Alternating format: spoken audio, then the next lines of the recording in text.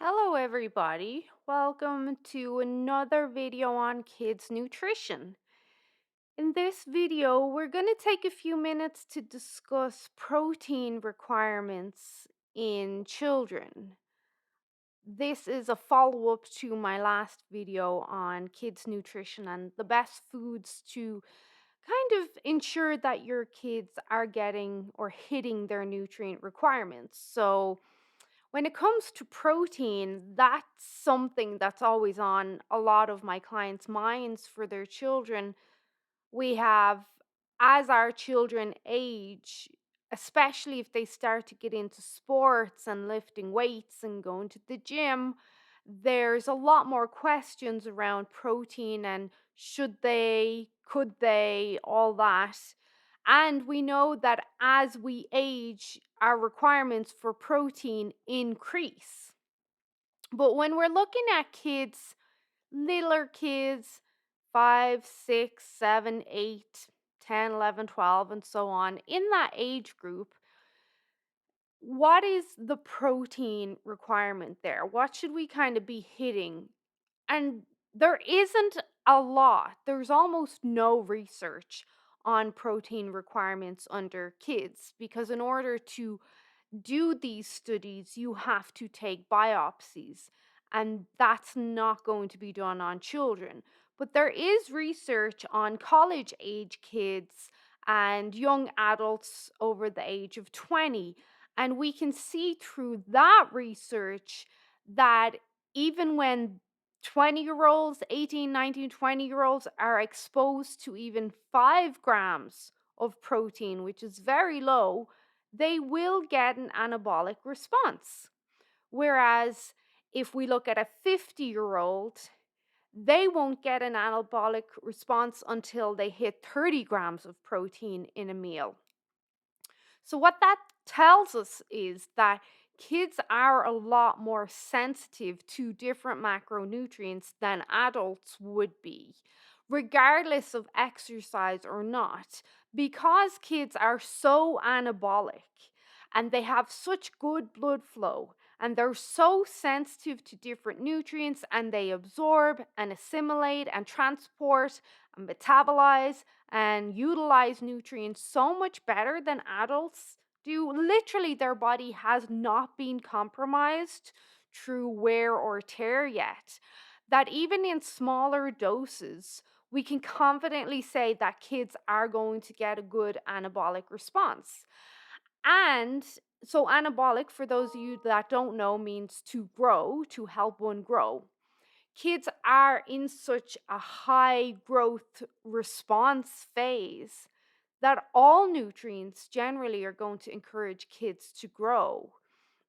So, small amounts of protein will give a signal, but we also see that because they're so hormonal sensitive, they're in this big growth phase of their life, that regardless of the protein amounts, there is going to be anabolism happening there. So, how much should you give your child? It's not something I would stress too much about, especially if the child is, let's say, under 12, 13, and they're not big into sports yet in regards to how intense they go in their teenage years. They're not into the gym yet. They're not focused on building muscle yet. Under that age, it's not something I would stress too much about, but I would ensure that there is protein at every meal because protein is not just for building muscle and building bone. Protein is essential for the immune system, for a child's mental health, for gastric acids and digestion. That we could go on. Protein is way more important than just building muscle and bone.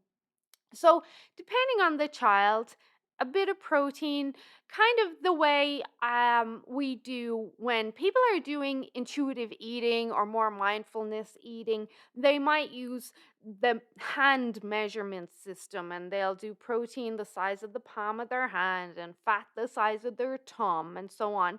You could use that sort of measuring system with your child. And sometimes a child will tell you if they want more or less, or if that's too much for them. But I wouldn't stress over it too much. Do ensure that they're getting protein, especially for building that mental health and resiliency. But as for amounts, I think if a child is under the age of 13, that's giving yourself more stress than is actually needed. Um, like there's no need to give your child extra protein, say in the form of a protein powder or amino acids. If the child likes it and they want to try some, there's no harm in giving it to them either, but there's no real need. If you do give it to them, it's not going to necessarily cause any damage. The child will metabolize and utilize it efficiently, and potentially there could be some excess growth there of muscle, because once the tissue and even height and girth, once the tissues have gotten what they need, then the remainder protein does go to the muscles, the ligaments, the cartilage, the bone. When we consume protein, not just children, all of us, the intestines and the liver take what they need first out of the protein, and then the rest goes to the muscles, the rest of the body.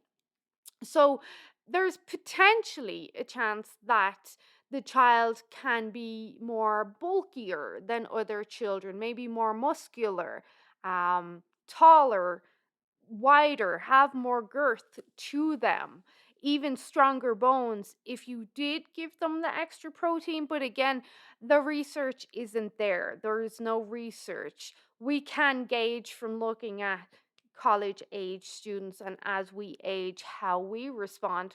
Also, as we get older, we need leucine, the amino acid leucine, to stimulate muscle growth and anabolism and proper protein utilization. Kids don't seem to need that at all because they're already so sensitive to growth. They don't need that extra stimulation. So I hope you found this helpful. I hope this helps to guide you more on your kids' nutrition journey.